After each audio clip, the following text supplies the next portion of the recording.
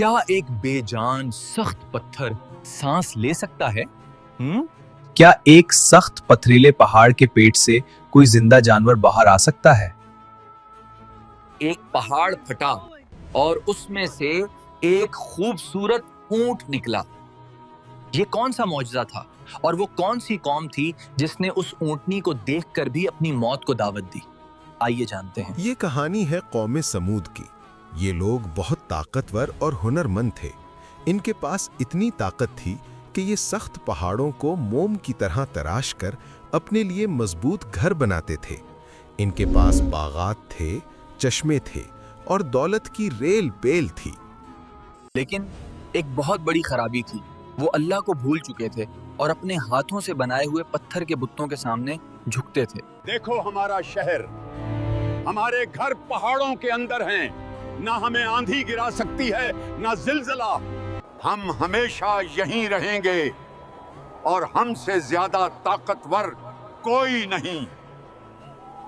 اللہ نے انہی میں سے ایک نیک اور شریف انسان حضرت صالح علیہ السلام کو نبی بنا کر بھیجا۔ صالح علیہ السلام انہیں پیار سے سمجھاتے، اے میری قوم، کیوں ان پتھروں کو پوجتے ہو جو نہ سن سکتے ہیں نہ دیکھ سکتے ہیں؟ صرف ایک اللہ کی عبادت کرو۔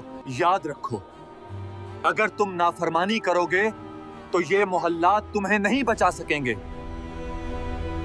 ہمیں تم سے بڑی امیدیں تھیں، تم تو بہت سمجھدار لگتے تھے، اب یہ بہکی بہکی باتیں کیوں کرتے ہو؟ جاؤ، ہم تمہاری بات نہیں مانتے۔ جب قوم نے نافرمانی کی تو انہوں نے صالح علیہ السلام کو جھوٹا ثابت کرنے کے لیے ایک ناممکن شرط رکھی۔ انہوں نے ایک بڑی ٹھوس چٹان کی طرف اشارہ کیا اور کہا، اگر تم سچے نبی ہو تو اپنے رب سے کہو کہ اس سخت پتھر کے اندر سے ایک زندہ، صحت مند اور حاملہ اونٹنی نکال کر دکھائے۔ اگر ایسا ہوا تو ہم سب ایمان لے آئیں گے۔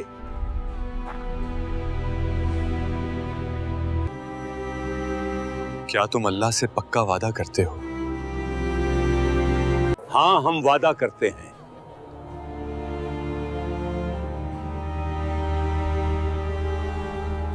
پھر وہ ہوا جس کا کسی کو وہم و گمان بھی نہ تھا۔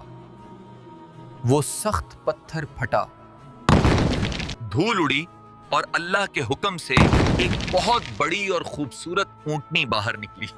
سبحان اللہ! یہ کوئی عام جانور نہیں تھا، یہ اللہ کی اونٹنی تھی۔ اللہ نے باری مقرر کر دی۔ ایک دن اونٹنی کنویں کا سارا پانی پیتی اور بدلے میں اتنا دودھ دیتی کہ پورے شہر کے برتن بھر جاتے۔ دوسرے دن باقی جانور پانی پیتے۔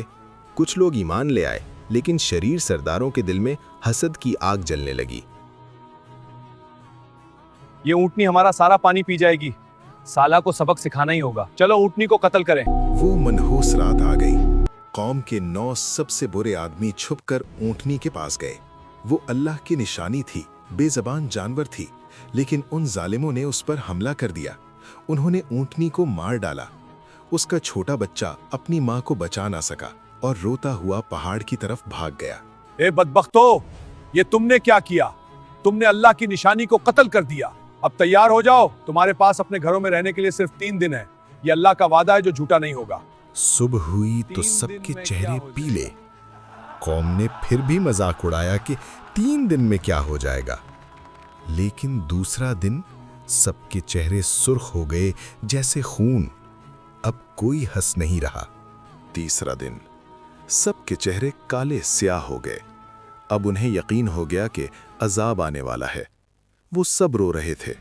چوتھے دن سورج نکلتے ہی آسمان سے ایک خوفناک چیخ کی آواز آئی اور نیچے سے زمین نے ان کو زور سے جھنجھوڑ دیا۔